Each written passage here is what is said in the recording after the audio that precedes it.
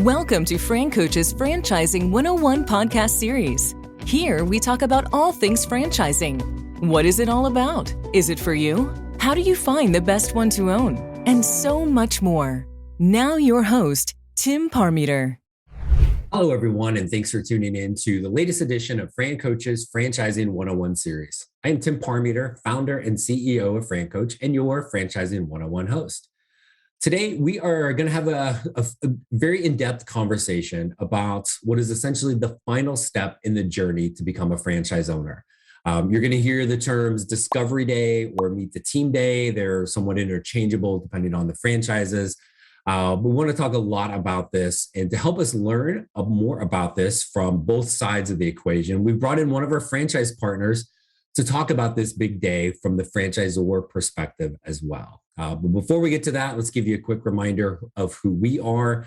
FranCoach is a national search firm dedicated to working with individuals who are interested in owning a franchise. We are partnered with well over 500 of the top franchisors in the country, spanning nearly 60 industries. Our goal is to help clients find the absolute best franchise to own. And the goal of the Franchising 101 podcast is to help educate people on all aspects of franchise ownership. All right, that's that stuff. Now let's get to our guest. Joining us today is the Executive Vice President for Franchise Development for Senior Helpers, our good friend, Mr. Rob Cantrell. Rob, how are you, sir? I am well, Tim. How are you? Good to see and hear from you. Same here, my friend. And appreciate you joining us. I know you are busy, and I'll give the air quotes around busy for you. So and I know you, yeah, no, great. So thanks for joining us, man. And I'm excited to hear from franchisor perspective on Meet the Team Day and Discovery Day, but we can't jump into that yet. We got to have a little fun. I always like to hear from our guests on their journey into franchising, because I can pretty much do a 9 out of 10, if not more. It's some random, crazy, dumb luck. Next thing you know, you're in franchising and never ever leave. Give us your scoop, man. How'd you get into this crazy world? Well, it is a crazy world, that's for sure. So let's see. How did I get into franchising? Well, I was living in my hometown of Bel Air, where one of the franchise brands here in Maryland has their headquarters, Kiddie Academy, which is an educational childcare franchise. And I would drive by this building on my way to the gym every day. So, and I would see this logo on the side of the kiosk, and it had like a two-headed child or something. It was head going this way, head going this way. And I always would laugh and say, how is that building so nice with that kind of logo? Well, anyhow, I responded to an ad that I saw on LinkedIn and for an interview. And instead of doing the phone interview like I was supposed to, I just showed up thinking it was an in-person interview. So I was kind of surprised them when I showed up, but the rest is history. I met the team, I got the job, and they've since changed their logo to a much better looking logo, and a very successful run with that brand, and they're still doing great. But that's how I got into franchising. So the number one thing every franchise looks for in a franchisee is following the plan, right? Would you if we ask every franchisor what's the main thing you're looking for? You're looking for somebody that's going to follow the plan, right? So you started off in the industry basically not following the plan, but still somehow by not reading that pesky little email of your interview, and you just bum rushed them and showed up. That's exactly how it happened, Tim. Okay. Yes. So like, man, we love this guy's initiative. Meanwhile, you just didn't take the time to actually read. Right. Exactly. Okay. Awesome. Good tip on Rob. So before we get into Meet the Team Day, I'm going to time you on this. You get a whopping 2 minutes. So, senior helpers, what do you guys do? Tell us. Okay, so Senior Helpers, the brand I'm with now, is I would consider one of the leading brands for home care franchises. We provide a non-medical service helping seniors in their homes predominantly with a variety of care needs. I mean, a lot of folks have underlying chronic illnesses, conditions, Alzheimer's, dementia, Parkinson's. Senior Helpers is the leader in the pack on providing those in need of that type of care with the best caregiver and provider solutions. So we have just celebrated our 20-year anniversary. I think we're 354 territories sold now. I've been here, I guess, on my 7th year, and just can't imagine being anywhere else. It's given me a great opportunity, but I've met a lot of great folks along the way, folks that FranCoach has sent our way, and we've had some success there. But we're continuing to grow as a brand. I mean, the aging population is the fastest growing sector of the population. They call it the silver tsunami. Every day, an additional 12,000 seniors ages in this country, and there's just solutions are running short for where they need the help, and Senior Helpers has got the answer on so many levels. I call it a mission-driven but for-profit industry. If you're looking to make a difference, to impact lives, to really have a business you can feel proud of, then Senior Helpers is certainly one of the ones I would say that checks those boxes. Yeah, without question. And I was if I was remotely prepared for what I do on this podcast, I would be able to tell everybody when the last time we had you on talking specifically about Senior Helpers. But we've had so many dang episodes now. Scrolling back through there, you're famous now, Tim. I can't believe you've had me on now a second time. So it is really kind of amazing. But the first 14 people I had planned for this bailed. So we had to get to you. So let's talk about Discovery Day and Meet the Team Day. And so just kind of like prefaces for folks. So when we're working with our clients and we get them, we start looking at maybe 3 franchises. That overall journey, that discovery process takes 6 to 8 weeks. There's 10, 12, 15 different steps along the way. It is incredibly thorough. It is also mutual. We're helping our clients vet you pesky franchisors, but you're also vetting them. And then as we get all the way to the end, really the last step is, again, the Discovery Day or the Meet the Team Day. Pre-COVID, these were always in person. Then now we've got a kind of a mix. Some franchisors are back doing these in person. Some are still doing them virtual. But it is really the last thing. It is a full day in person. Sometimes it's an evening and then a day. There's a lot going on. It's very, very intense. But really kind of designed to that. When you're done with that Meet the Team Day, like that's it. You're going to know for sure. And people always roll their eyes at me, but Robbie, you can speak to this too. You really won't feel like you're making a decision. When you get all the way done, you're going to be like, yes, this is absolutely the one from a client perspective and from your standpoint. So I want to talk a little bit about what to expect as a franchise candidate attending this. But what about from the franchisor standpoint? I feel like we always kind of forget about your role in this because you are still vetting the franchise candidate as well. So talk about maybe, and I know you guys do yours still virtual mostly now, right? But what is all entailed in a Meet the Team Day or a Discovery Day? Talk about some of the things that will just happen during that event. Yeah, so ours are, I would say 99% still virtual. I was old school back at the beginning of the pandemic. I was thinking, it was the end of the world of franchising, and Meet the Team Day was always supposed to be in person, and you take them out and have a nice dinner, get to know them, then they meet the team, take a tour of the office, and that's how it was done. So I was a skeptic going back, but now 2.5 years into this, and we've closed more deals in the past 2 years than we did the prior 2 years. It tells me that it's effective the way we're doing it. And I think with the advancement in technology as we're on today, and getting a little leaner and meaner in your organization, I think it's certainly lended itself to the success that we've had anyhow. So to your point, Meet the Team Day or Discovery Day, I don't know a lot of brands that are calling it Discovery Day anymore, because I think with our steps in our process, the education is pretty much under their belt leading into that. So if they're really discovering much by the end of the process, then I haven't really done my job.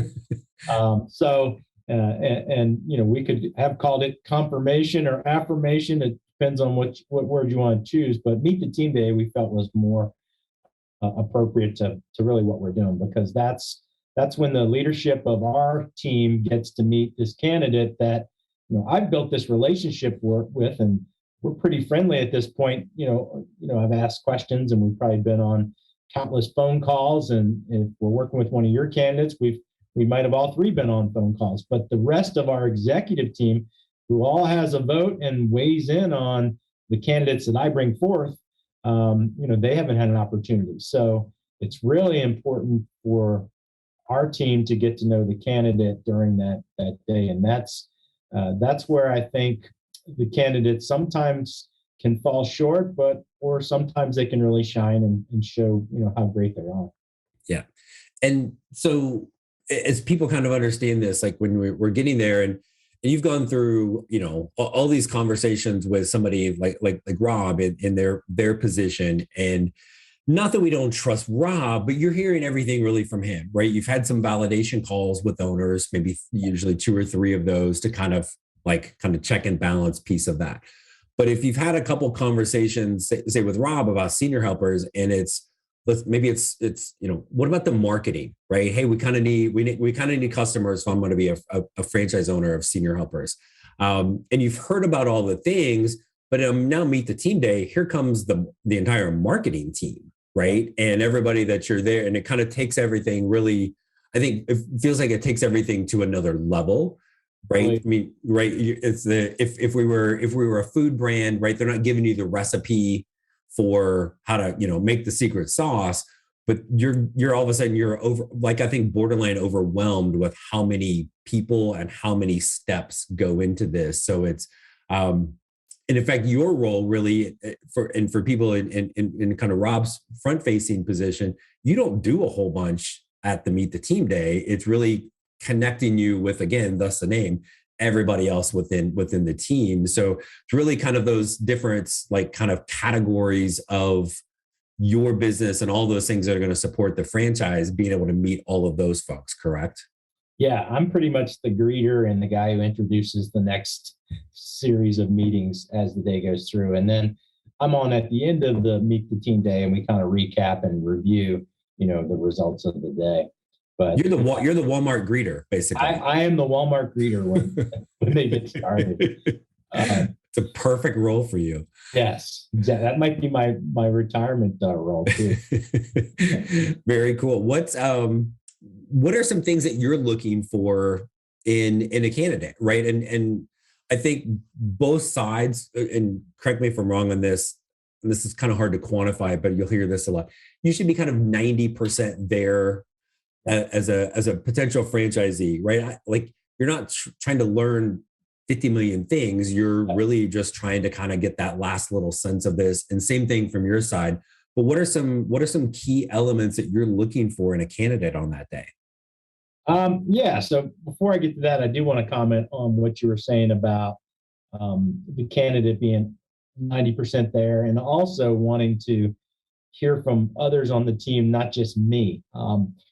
I think one of the things that has made us so successful, I've got a pretty tight process of education, validation, and then Meet the Team Day. But our team, the subject matter experts that are actually helping them, they're all really good at what they do.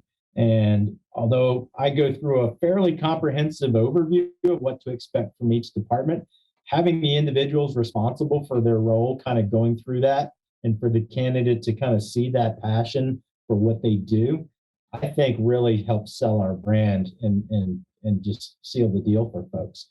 I don't know if I want them 100% there going into Meet the Team Day. Almost there, or pretty sure they're going to do it, but I want them just as comfortable with our team as we are with them as well. So, and one of the things we're really lucky here is that we've got a lot of talented folks that are as interested in their success as they are. So I think that really lends itself to, having an effective process. But what we look for, as I mentioned, it's their first time meeting these folks. So I think preparation is key, and you do a great job at this, Tim. When you've got a candidate, you coach them on kind of the pregame. It's hard for me to tell a candidate, "Hey, you need to show your best to our team," because it kind of comes off a little wonky when you say it that way. But for you, as you're coaching them, let them know that the team is checking them out too. The benefits of being on a call like this, a video call, is that we can do things remotely and save time, what have you. But it's harder to judge engagement if someone is maybe like I have three screens. If I'm glancing over here or here, you may think that I'm not engaged or I'm just bored with you, Tim. The person on the other end of the camera is interpreting these things, and as we all know, first impressions really matter. So I would say test your camera, test your technology, have it figured out where you can basically be as close to having a real conversation with someone as far as your focal point needs to be is very important. I think, for our brand, I send an agenda with a bio for each of the folks that they'll be speaking with, just so they have a little bit of understanding and background. I would suggest if a candidate's coming through and they know who they're going to speak with, do a LinkedIn search on that individual, learn a little bit about them.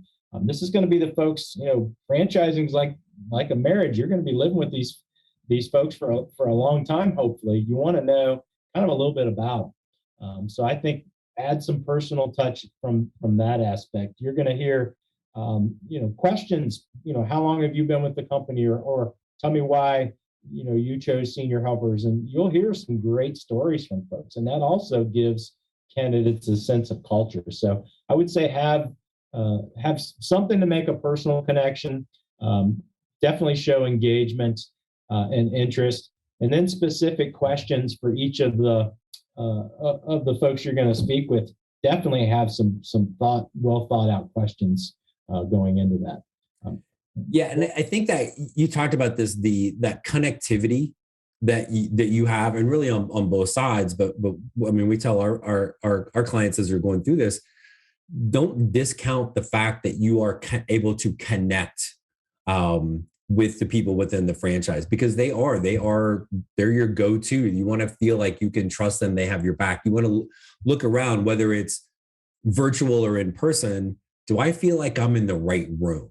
And really that kind of trust your gut piece is so huge, because this is let's be honest, the average length of time somebody owns a franchise is longer than the average length of time they are married. So we want to not everybody overachieves like you there, brother. So or certainly me, I just haven't overachieved as long as you have with that one, right? So you want to make sure you feel that connectivity with the other people, right? Within that franchise brand. And you talked about something.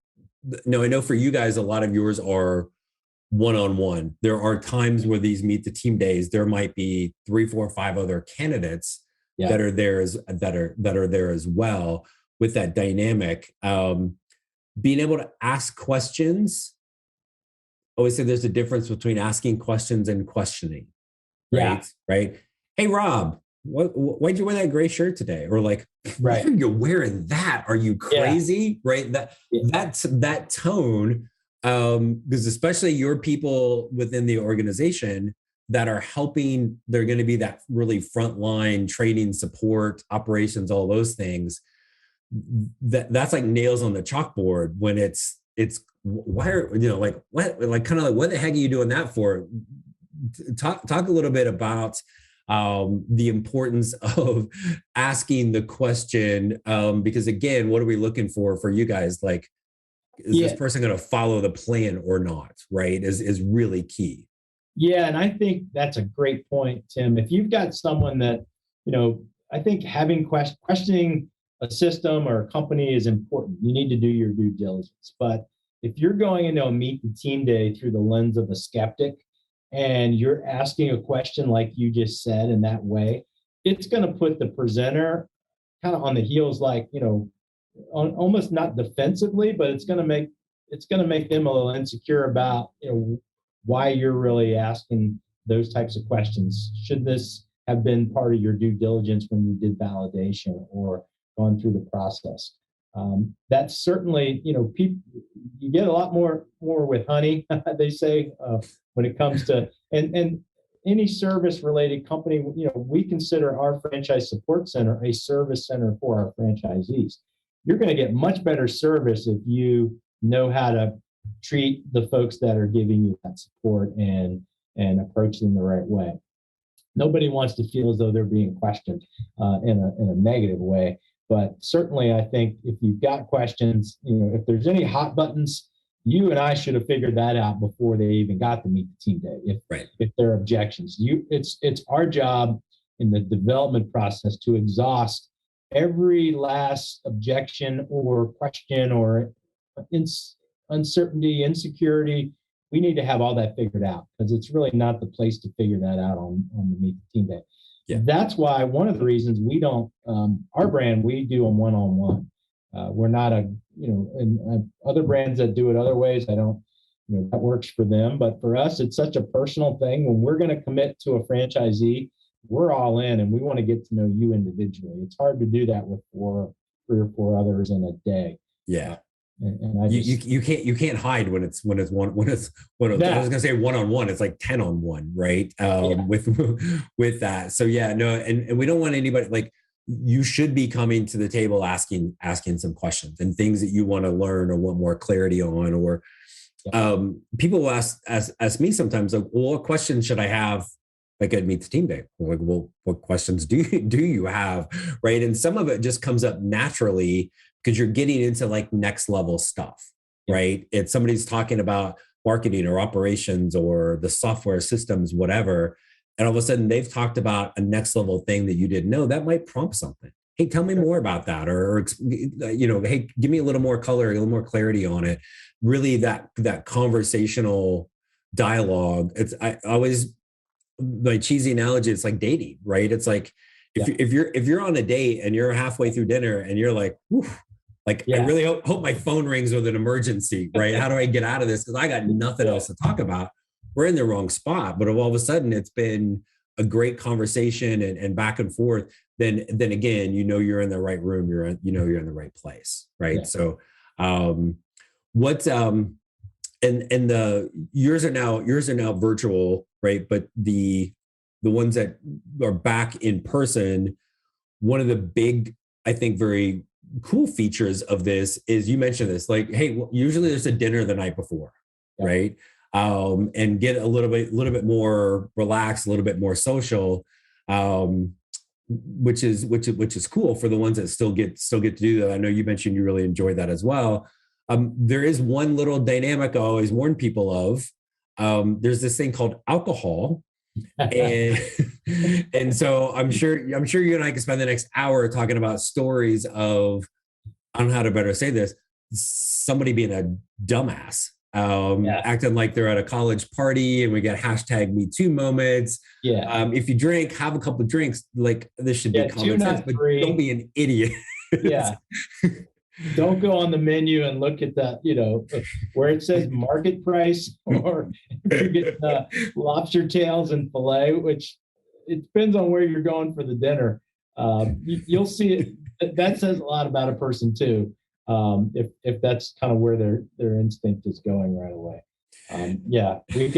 We've got plenty of those stories from when we were doing them in person of folks, but. Yes, have fun, get to know people, but just there's, if the one day I'm going to eventually write a book, and it's something called "If Common Sense Was Common, It Would Just Be Called Sense," right? So we have to kind of point those things out, but it is really a great opportunity to just kind of, again, get to know people on a little bit more personal level. Not that you can't do that during the actual day, but it is a little bit more business focused, because you got things you got to be able to learn. So what kind of, like, the culmination of the day, right? Whether we're in person or it's virtual. And I know everybody's a little bit different, but we're kind of done at that point, right? So what should somebody expect, whether it's right away at the end of the day or typically within the next day or two? What does that kind of look like? Yeah, for us, so I've got to, at the conclusion of the day, I let the candidate know that the team, we all meet and talk about you, the candidate, how the day went. Not you, Tim, but the candidate. But we might talk about you too. Unless they're bad, they're like, oh, that par meter guy. That par meter guy, or this is just bad for us. No, just kidding. We have a kind of a review recap of the candidate. We go through, the pros and cons, and each team member has a vote as far as whether we should award the franchise or not. It doesn't happen often, but it does happen if someone feels strongly enough on the leadership team. They got to live with the individual that I put through and you put through. And if they're not happy and they just can't see that being a match, then that's their chance to raise their hand. And unfortunately, because of some of the reasons we've talked about, we've had to, say thanks, but no thanks to candidates at that point. If we've done our job correctly and we've coached and given them, some tips, that rarely happens, but it does, unfortunately. But it also gives the team ownership of the candidate as well. It's not just, the one that we push through. It's kind of a team sport here at Senior Helpers. So everyone gets their say and gets to know the individual as well. Yeah. I think people looking at franchising for the first time think it's like a transaction, right? I'm being sold or I'm buying, but they're really awarded, right? Yeah. And it's semantics, but it's really true, right? I can say all day long, Rob, let me cut you a check. I want to be a Senior Helpers owner. But until you and your whole team, and not just Senior Helpers, any franchise that's worth a dang, right? Yeah. Is they really are vetting the person, because like you guys aren't in the business of collecting a franchise fee and letting people fail. It needs to be that long-term partnership, right? Yeah. So it's hugely important. And we put that out there early in the process. One of my first overview concept discussions, I put a whole slide together that's got all of our core values, because the industry we're in is, it's arguably the most susceptible in society, or young children and seniors, and can be taken advantage of. And we don't want that. So we want good stewards of our brand. So our core values are built around that, good communication, integrity without compromise, positive attitude. So these are things that I'm telling them up front that, we want to check most of the boxes for an individual of our core values, to yours, and moving forward. And that protects the brand and those that have come before you and those that will come after. It's really an important part. And it's back to that connectivity, right? Like, it's one thing when, I'm sure people, you do that on a first conversation. Yeah, okay, whatever, right? That's blah. And then they hear it more, and then they talk to franchise owners, and they're hearing it from the franchise owners. They're feeling it. They meet the team day. It's why this is such a lengthy and thorough process, right? To be able, again, kind of just check the boxes, and it just keeps going from I don't know to all of a sudden again it's cheesy, I know, but it's dating. Right. It's like, oh, you seem kind of cute. I'll go out on a first date. And the next thing you know, you're saying I do. Right. Because it just continues to grow and grow from there. So that's awesome. Anything, I guess, maybe we didn't talk about that you would want somebody to think about or be prepared for, whether it's Senior Helpers? Of course, it should be Senior Helpers. Let's be honest, right? But because you're on, so we have to plug Senior Helpers, right? But any, I'm sure you have a lot of other clients who would love to have you say that about. But it's really, and you know this, it is such a personalized and individualized process, and so, and I appreciate you coming on, and even if it's somebody sitting out there going like, I don't like old people, I would never be good at that. Okay, well, the concept is the meet the team day, right? And so anything else, I guess, maybe that we're missing that you would want somebody to really kind of think about or have in mind as they're going through this and they're getting to that kind of final step? I would say have everything in order if you are awarded and you plan on accepting. Don't come back to the franchisor and say, oh, that's great, I would love to do this. I need to start my 401k rollover this week, or I'm going to check into an SBA, or preparation. If you're going through a 6 or 8 week process and you're serious about getting into business and wanting to see yourself as a franchise owner, then you need to take the steps of readiness. Whether you say yes or no at that point is irrelevant, but having yourself in a position to say yes, because I will tell you, franchisors, you've heard the expression, time kills all deals. That award is not a forever award. If we award someone and we don't hear from you within a pretty, I would say, short amount of time, we're going to probably start to lose interest ourselves, because it just shows us that, okay, this person's maybe can't make decisions or lacks commitment. And those are things that we know don't lead to success in a franchise owner. Yeah. So I would say get your house in order on what your plans are if you are awarded, for sure. Yeah, you don't want to propose and then wait a week to get the answer. Yeah, right? You don't want to get down on your knee and say, "Will you marry me?" And then say, "Let me talk to you in a month." Okay, that just doesn't work though. Yeah, I'd like to loop my wife in right now, because I was down there a little longer, but she claimed she couldn't get the words out. She was so excited. So, like, could you at least nod something, right? So that's the story we're going with. But the flip side of that is too, this is not like a timeshare, right? We're like, hey, we're not taking you back to the airport until you sign, right? No. But again, I want everybody to kind of, at that point, you're going to be assuming the positive, right? And have the proverbial ducks in a row. So that's a great point. So, Rob, thanks for coming on to join us today, man. I appreciate the insight. And I think a lot of times we talk about this from a, what's it like for that candidate perspective, but hearing the other side, oh crap, this really is an award process, and kind of all the things that go in on your side as well. So appreciate you coming on and joining us today to talk about that. Tim, always a pleasure. And the fact that I got invited back says a lot about you, Tim. So thank you so much for having us, and maybe we'll do this again sometime, hopefully. Sounds good, my friend. So thank you. And as always, thanks to all of our loyal podcast listeners. We hope the Franchising 101 series continues to provide insight into the amazing possibilities and all things about franchise ownership.